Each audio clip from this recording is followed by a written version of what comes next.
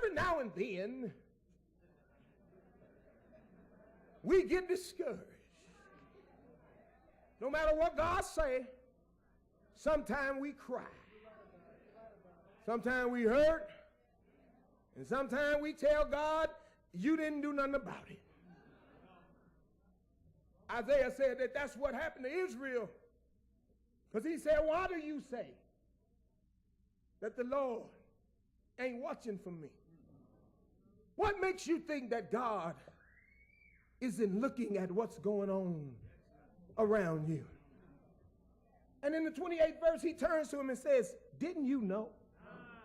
You ought to ask your neighbor that this morning. Didn't you know that our God doesn't sleep, doesn't slumber?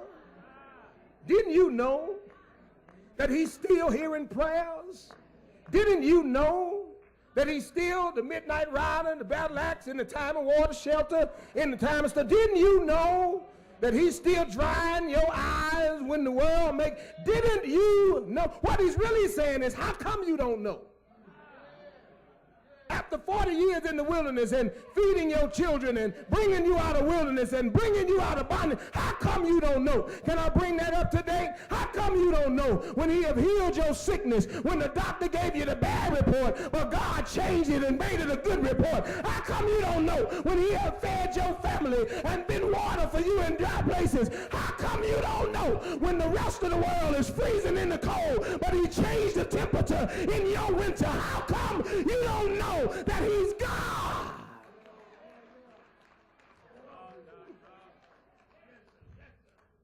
How come you don't know when he's still sending you the message through his preacher? How come you don't know when you still got praise and worship? How come you don't know when you can still go to church while in other nations they go into jail for reading the Bible? How come you don't know?